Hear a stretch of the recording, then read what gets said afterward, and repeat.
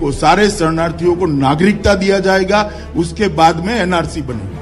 বলছে একে দেবো ওকে দেবো না, এটা তো করা উচিত নয়। বিশেষ করে বাংলাদেশ থেকে যে সমস্ত হিন্দুরা, পতুয়া সমাজের লোকেরা এবং অন্যান্য হিন্দুরা, তারা ধর্মীয় উৎপীড়নের কারণে দেশ ছাড়তে বাধ্য হয়েছেন, তারা কিন্তু এই আইনের আওতায় সমনাগরিকত্বের সুযোগ পাবেন। सीएए किसी की भी नागरिकता लेने का कानून नहीं है, छीनने का कानून नहीं है। Hello friends, welcome back to my channel. আজকে আমরা এই ভিডিওর মাধ্যমে দেখে নেব সিএএ নিয়ে নতুন খবর 2024। আপনারা জেনে গেছেন যে ফাইনালি কিন্তু সিএএ হচ্ছে। তো সিএএ বিরাট খবর, সবাই নাগরিকত্ব কিন্তু পাবে না। কারা পাবে কারা পাবে না, কাদের কথা এখানে উল্লেখ করা হয়েছে, কাদেরকে কিন্তু প্রায়োরিটি দেওয়া হচ্ছে, কাদেরকে দেওয়া হচ্ছে না। আপনারা যদি ভিডিওটা প্রথম থেকে শেষ পর্যন্ত দেখেন তাহলে কিন্তু আপনারা দেখতে পাবেন যে এখানে কিন্তু ঘোষণা করা হয়ে গেছে ইতিমধ্যে। আপনারা যদি দেখেন পুরো ক্লিপটা তাহলে কিন্তু বুঝতে পারবেন যে এখানে কাদের কথা কিন্তু বলা হয়েছে, কারা ধর্মীয় উৎপীড়নের কারণে কিন্তু দেশ ছেড়ে পালাতে বাধ্য হয়েছিল বা দেশ ভাগের সময় যারা ইন্ডিয়াতে এসেছিল তাদেরকে কিন্তু নাগরিকত্ব দেওয়া হবে। তো অবশ্যই কিন্তু ভিডিওটা প্রথম থেকে শেষ পর্যন্ত দেখবেন, তাহলে কিন্তু বুঝতে পারবেন বিস্তারিত কাদের কথাই কিন্তু বিশেষ করে বলা হয়েছে। তো চলুন বেশি দেরি না করে ভিডিওটা শুরু করা যাক।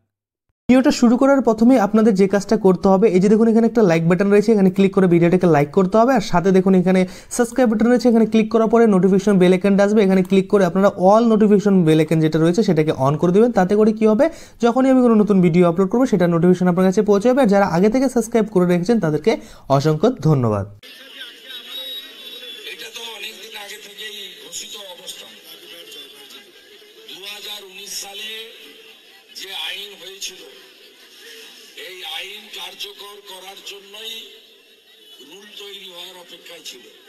সেই রুল হয়ে যাবে, এটা অমিতজি আজকে নয় 22-এ যখন শিলিগুড়িতে সভা করেন তখনও বলেছিলেন যে কোভিডের ভ্যাকসিনেশন কমপ্লিট হয়ে গেলে আমরা এটা করব। স্বাভাবিকভাবে নরেন্দ্র মোদীজির নেতৃত্বে যত আইন পার্লামেন্টে উভয় কক্ষে পাস হয়েছে, সেই আইনগুলো কোনোটাই আইন হিসেবে থাকেনি, কার্যকর হয়েছে। সেই 370-35-এর এ বলুন, ট্রিপল তালাক বলুন বা অন্যান্য সমস্ত বড় সিদ্ধান্ত বলুন, এক্ষেত্রে প্রায় 2 কোটির বেশি, বিশেষ করে বাংলাদেশ থেকে যে সমস্ত হিন্দুরা, পতুয়া সমাজের লোকেরা এবং অন্যান্য হিন্দুরা, তারা ধর্মীয় উৎপীড়নের কারণে দেশ ছাড়তে বাধ্য হয়েছেন, তারা কিন্তু এই আইনের আওতায় সমনাগরিকত্বের সুযোগ পাবেন। এক্ষেত্রে আপনাদের পরিষ্কার বলে রাখা দরকার, আমি যদি ভিসা পাসপোর্টের জন্য ভিসা অফিসে যোগাযোগ করি বা আমার বাড়ির কেউ যদি সরকারি চাকরি পায়, তার যদি ভেরিফিকেশন পুলিশের লাগে, আমাকে কিন্তু 71-এর আগে দলিল আনতে বলা হয় না।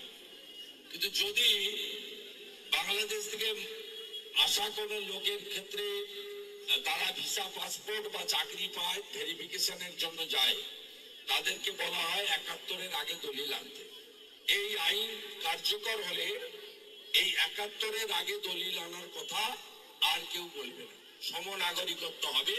এটা তাদের ক্ষেত্রে একটা অমর্যাদা ছিল।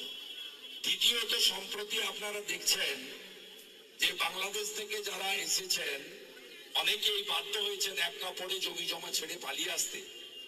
তাদেরকে তাদের আধার কার্ডকে ডিএক্টিভেট হয়ে যাচ্ছে। সিএএ এর আওতায় তারা যখন চলে আসবেন, ভারত সরকার এমএইচএ, আমার ধারণা, আমার আশা, আমার বিশ্বাস, এখানে রাজ্য সরকারের কোনো ভূমিকা থাকবে না। সরাসরি আবেদন করার তারা একটা ব্যবস্থা নিচ্ছেন। রুলসটা এলে আরো এটা পরিষ্কার হবে।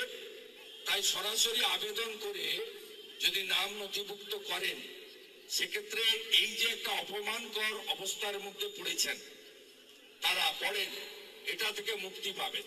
সরাসরি পশ্চিমবঙ্গে 10.5 কোটির বেশি জনগণের মধ্যে 2 কোটির বেশি মানুষ, তারা শুধুমাত্র ধর্মীয় উৎপীড়নের কারণে বাংলাদেশ থেকে আসতে বাধ্য হয়েছেন। জমি জমা, বাড়ি ঘর, মন্দির সব ফেলে রেখে দিয়ে এক কাপড়ে প্রাণটা বাঁচানোর জন্য, দেশ ভাগের বিভীষিকা নিয়ে, তারা অন্তত এই আইনের ফলে সুফল পাবেন।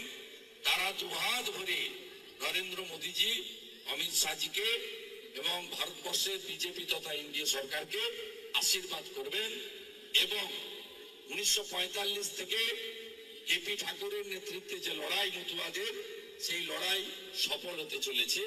তো আশা করি আপনারা সম্পূর্ণ ক্লিপটা দেখেছেন এবং বুঝতে পেরেছেন যে এই যে সিএএ আইন রয়েছে সেটা কি, কাদেরকে কিন্তু এই নাগরিকত্ব দেওয়া হবে, কাদেরকে দেওয়া হবে না, বা কী জন্য নাগরিকত্ব দেওয়া হচ্ছে, কি কি অসুবিধার সম্মুখীন হতে হচ্ছে যারা পাসপোর্ট বা অন্য কিছু চাকরি টাকরি পেতে গেলে যে ডকুমেন্টস চাওয়া হচ্ছে, সেখানে 71 সালের আগের দলিল চাওয়া হচ্ছে, সেটা যেন আর চাওয়া না হয়। সেক্ষেত্রে কিন্তু এই সিটিজেনশিপ অ্যামেন্ডমেন্ট অ্যাক্টের মাধ্যমে যারা নাগরিকত্ব পেয়ে যাবে তাদের কিন্তু সেই প্রবলেমগুলো দূর হয়ে যাবে। আপনারা হয়তো ক্লিপটা পুরোপুরি দেখেছেন এবং বুঝতেও পেরেছেন, আশা করি আপনাদের আর কিছু বোঝাতে হবে না। তো আজকের জন্য ভিডিওটা এখানেই শেষ করবো। যদি ভিডিওটা ভালো লাগে অবশ্যই একটা লাইক করে দেবেন। যদি আমার চ্যানেলে প্রথমবার ভিজিট করে থাকেন, নিচে একটা রেড কালার সাবস্ক্রাইব বাটন দেখবেন, ওখানে একটা সাবস্ক্রাইব করে দেবেন, আর পাশে যে বেল আইকনটা রয়েছে ওখানে ক্লিক করে বেল আইকনটাকে এনেবল করে দেবেন। তাতে করে কি হবে, যখনই আমি এই ধরনের কোনো ভিডিও বানাবো সেটার যে নোটিফিকেশন সেটা কিন্তু আপনার কাছে পৌঁছে যাবে। ধন্যবাদ।